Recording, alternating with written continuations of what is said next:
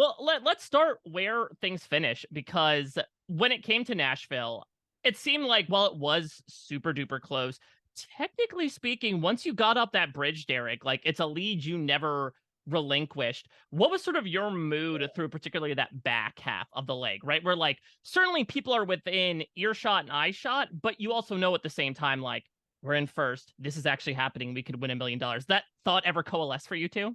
No, my only thought was, don't fumble this. Like, that was my thought, is like, if we can just maintain this for the next 2 hours, we're going to win $1 million. So that's what it felt like. Every decision that we made after that bridge was $1 million decision. And I said this to every single person that we got directions from. I was like, these are the most important directions you will ever give in your life. I'm in a race right now for $1 million, and this is the last thing I need. And one of the people I asked directions from called my bluff, and he was like, oh, so you're about to win $1 million? Like, yes. He was like, so how much are these directions worth to you? And I was like, $1,000, man. Literally, give it to me. And then I was like, I'll Venmo you $1,000. And I was joking, because obviously I can't Venmo him. And he was like, okay, bet. Pulls out his phone, pulls up Venmo, and hands it to me. And he's like, yeah, just this is me right here. I was like, wait, dude, I don't actually have my phone. Okay, so technically you won 909, you know, 9999900. Yeah, I know. I called his bluff, and I turned to his friend, and I was like, will you help me out? And his friend was like, yeah, I'll help you out. Just undercut him out of the market. Yeah. And it was just always like, we're in the lead. We can see it. But like, we watch the show, so we know, like, okay, memory, you can trip up. Like, anyone can pass anyone at memory. Someone can just shoot out of there so quick. Oh yeah. But I remember, even as we were running to memory, Derek thought we were running to Phil. Like, we had like dropped off all our guitars, and Derek's like, Claire, this is it. Like, we're $1 million. I was like, I don't think so. Like, I think we haven't done memory yet. I was He's like, this Claire, is it. I was like, Claire, this is a historic season. They're not doing a final memory challenge. It's a scramble all over again. Finish how you started. Well, it just really threw me off, because I know the final pit stop is always at like a large like stadium or something that's like monumental. And the place that we did the final challenge at, we got handed tickets to go there. So it said like 2 tickets, amazing race on Finale, it. Admit one. And I was like, oh my God, this is it, Claire. Like, these are 2 tickets to go to a stadium. I didn't think they were going to have 2 stadiums in the same way. 2 like huge concerts. Yeah, like a concert hall in a stadium. Who would have thought in Nashville there'd be more than one big concert hall? Yeah, No, I was like, true. what is this, Music City or something? When it came to that final task, because I also thought, despite how trepidatious you may be, I think it was a perfect merging of your skills, right? Where, like, Derek, we hear this piano thing happen from back in Austria, and Claire, we recently saw in Iceland your, like, picture perfect memory when it came to those type of things. Despite how nervous you were, when you actually saw the task proper, was it like, okay, now everything's coming together at the perfect time? Or was there still some anxiety of, okay, these other teams are behind us, but they could still pass us? It was the confidence knowing like we could do it, but the debilitating nerves of I can't even move my right pinky toe right now. Like it was like, I think it was that confidence internally that we knew we could get through it that actually made us able to move our bodies. But my mind was completely falling apart. Like, by the time that we were getting out of there, I don't think I could have told you the name of the first city we had gone to. Like, I would just like my mind, body, everything was like shutting down slowly. And it was like one final push to like get out of there. But it was honestly the perfect merging of our 2 talents, because again, like, I'm a piano prodigy. I probably could have done concert piano. I played a lot of piano. Good at piano. I played a lot of piano. I'm not that good at it, but I played a lot of piano. And Claire has a great memory. And this challenge was basically play these notes on a piano and play them in the order that you've seen everything. And play it quick. So one thing that me and Claire haven't talked about in any of our recap episodes, but that we did every leg of the race and we actually learned it from Penn and Kim, is to draw, take notes, remember everything that you see along the way. So anytime like I was doing a roadblock, Claire would be at the sides, like drawing stuff, like remembering it, or if Claire was doing a roadblock, that's what I would be doing on the sides into my notebook that I lost. At the very end, before we start the leg in our hotel room, me and Claire like consolidated all of our notes, and we made like this 5-page document that recorded every single thing that we had seen along the way that was like of note. It's like, this is exactly what Phil was wearing. These are the hats the greeter had. This is like the color of the cart that we built. These are the fruit that we put inside. So we had all of it down. So when we saw it was a memory challenge, we were like, we can do this. Like we've seen all of this. Yeah. Granted, like you say that, but then for Petra, you were like, the Egyptian hieroglyphics. Was that in Petra? I was like, Derek, what? What are you? The document. Refer to the document. I definitely, I was like freaking out because they have like red herrings.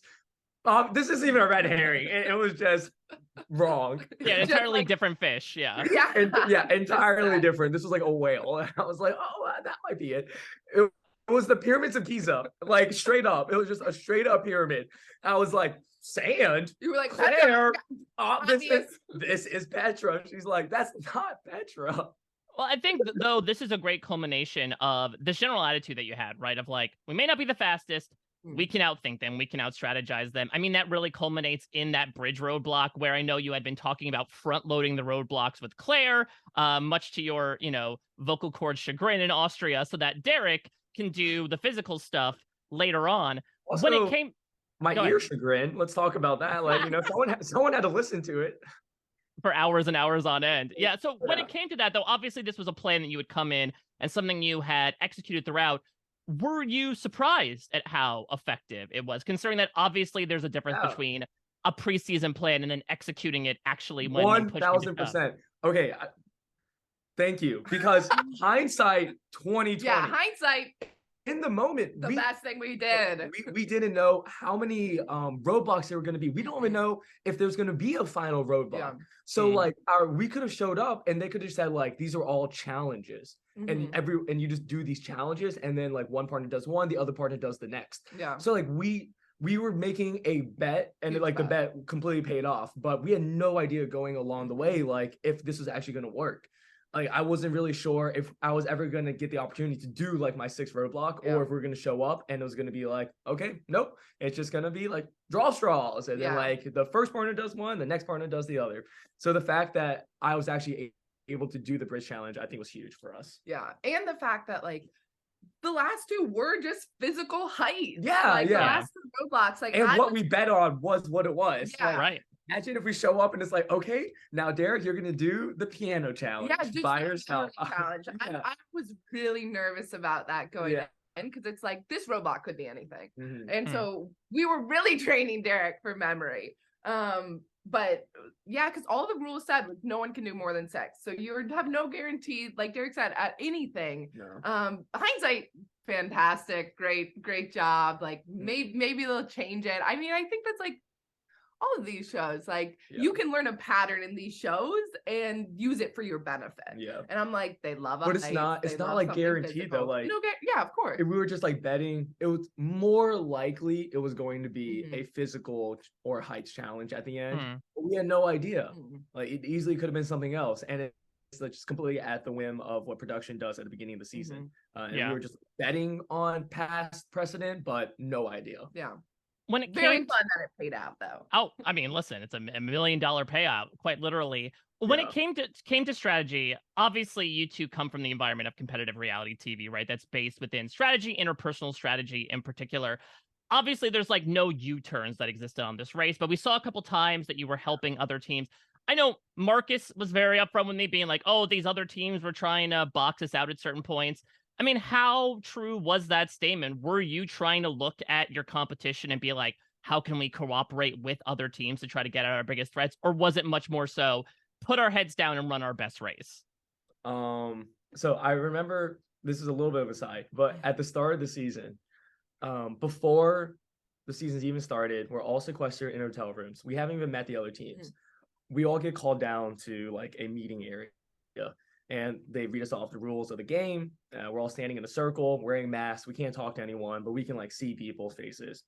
So we're standing along with everyone who's running the race with us, all 12 teams, and then executive producers telling us the rules, and they were like, oh, and also just giving you guys a heads up, there's going to be no roadblocks. No U-turns. Oh, sorry. There's going to be no U-turns on this season of The Amazing Race. And I audibly cheered. I like screamed. I was like, oh my God, let's go. And I finished my scream and I realized quiet. No one said anything. I just thought everyone was going to be excited about this. And no one said a single sound. Everyone's like staring at me. And I was like, oh, okay. So, okay, you guys were not scared about people using a roadblock on you. Okay, that was just, or a U-turn on you. I was the only one scared about getting U-turned. Okay, cool. So I think that kind of like sets the tone of like me and Claire, we were coming here to like compete hard. And the only thing I was scared about was like, you can see it on Amazing Race, like if a team competes too hard, other teams are going to be like, okay, we got to get them out of here. And I was scared we were going to be the team that people are like, we got to get them out of here. So from the very get-go, I was ready to go like out of the gates, guns blazing. I was like, especially no U-turn. Like there's no reason for us to not try. Yeah. And we were very afraid we'd be the team that gets boxed out. And so I think like we really were trying to work a social game so that wouldn't be the case. If there was an alliance, we would be in it, or if there was anything, we would be in it. Oh, at every point in the race, I thought teams were working together. I thought every other team was working with each other. That's the Big Brother PTSD. No, 100. If I ever saw two teams at the same challenge, I was like, alliance. But I don't think we ever were working with the intention of like boxing someone out. Like, I won't lie. Michael and Marcus were such a strong team. We were definitely like, well, if they go, that'll be great. Yeah. But it wasn't like we were trying to. You can't. I don't even know like how you could box someone. Yeah. Like there's nothing you can really do to like hurt someone else's game on the race. Like without U-turns. And like especially like that leg, it was so spread out that it's like we could have we would have waited 30 minutes to help Molly and Emily. Like, it's not really worth it. Yeah.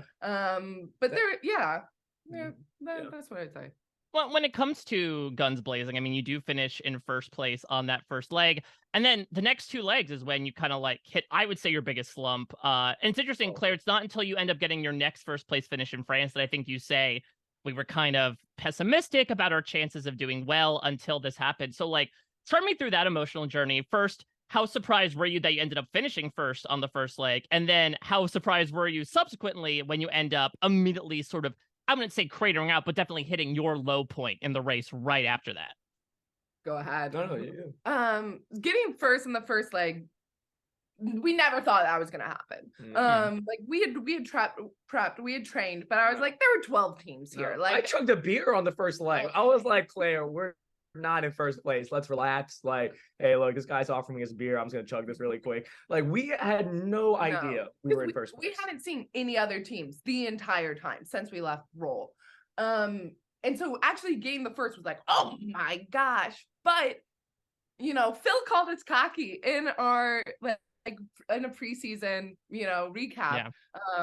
And it was from that first leg because we were really like, well, Derek really was like, we got first and we just ran a good leg. Like we never got lost. Like Derek really did very well at the smashing. Like we never encountered a huge setback. And so it was like, we can just keep doing this. Like we're just going to get first every single time. And I was more trepidatious, I think. I was like, oh, I don't know.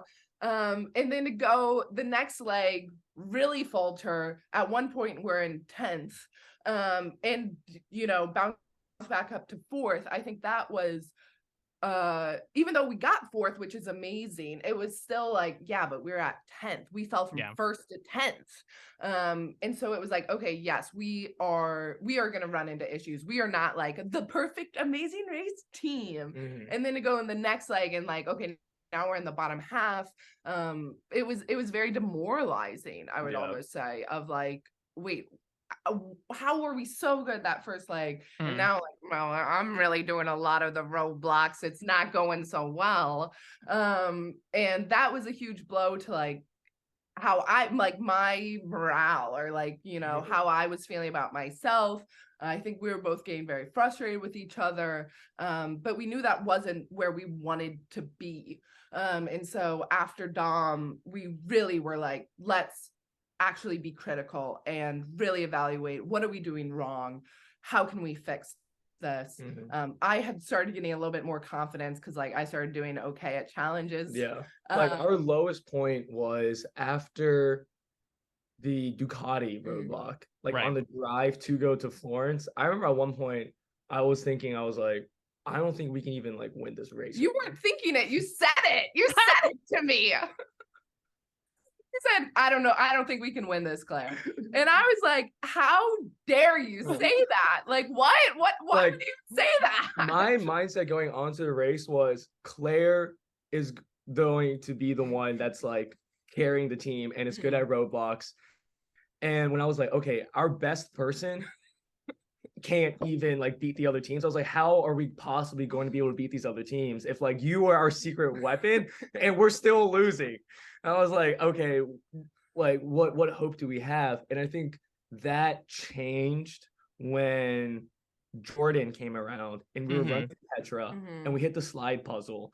And I think this is when we hit our stride and we were like, okay, we just haven't been getting things that play to our strengths. Yeah. Like we've been doing well. I mean, we've been doing poorly in like building challenges, poorly in like dancing or like singing challenges or like musical challenges. So I think it was like, okay, we just have to like remember we have things that we are our secret weapon, but we just have to like play to that. And I think that was our mentality moving forward from that and like coming out of that roadblock, having done the slide puzzle, feeling good about it. And we were like, okay, we just have to like change our mindset, reorient that we are capable and confident.